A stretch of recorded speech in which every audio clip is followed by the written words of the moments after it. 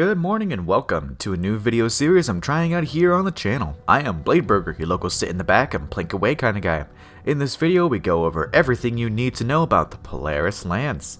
This video is aimed at people who are just getting into the game, using sources such as Blueberries GG and Life GG to get the information to you all.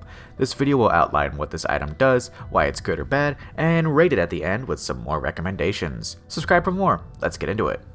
To start, how to get it. For new players, no expansions are required, thankfully. This exotic can be purchased from the Monument of Lost Lights in the tower. It's a bit expensive, but out of all the options available to new players who have bought zero DLC, I suggest this as your top 3. It also has a catalyst, which is an unlockable bonus to the weapon earned through various means. The Polaris Lance catalyst is earned by playing ritual activities. That's Gambit, Crucible, or the Vanguard Ops playlist. You get 500 kills and boom, you unlock the catalyst. Now let's talk about why this exotic is so good with its perks. The Polaris Lance is an exotic solar damage scout rifle in Destiny 2. It shoots at 150 RPM, so it's like a high impact scout rifle. It's exotic, so it has an intrinsic 40% damage buff against red bar enemies. It has the Zen Moment perk, so hits give stability, reducing recoil and helping you hit your target easier.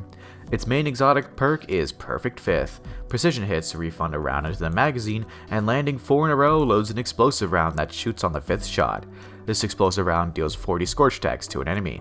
Scorch is a solar debuff that lights the enemy on fire. It wears away quickly over time, but hitting 100 scorch stacks on an enemy causes that enemy to ignite, which causes a large explosion that deals high damage against the enemy and all enemies around them. Ignitions also stun unstoppable champions. The Polaris Lance catalyst adds the Dragonflight perk to the weapon, where precision kills cause a small explosion at the target's location. Why is this exotic so good in PvE? The main talk of the more hardcore of the community.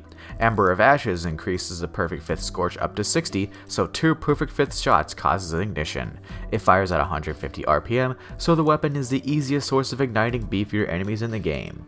In this season in particular, Season of the Wish, it's even easier with the artifact mods.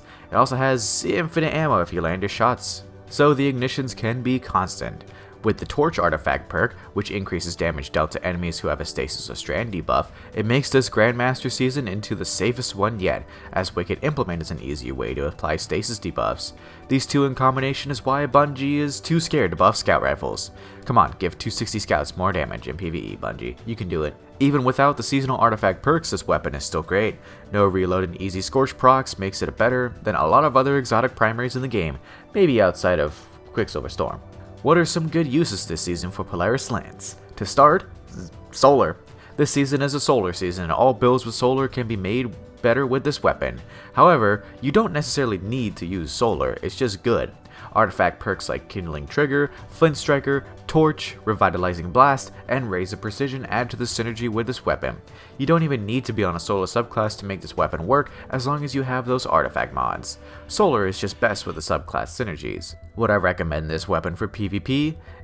Not really. It is a scout rifle and scouts have better PvP option. The main issue is that we're in yet another hand cannon PvP meta, like honestly 90% of all of Destiny PvP's existence, so good luck using a scout.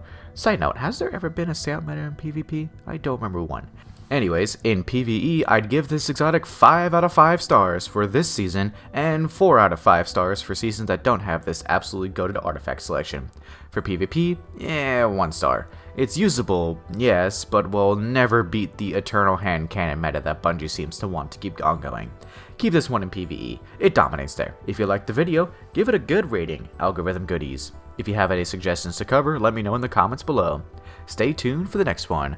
Bladeburger out.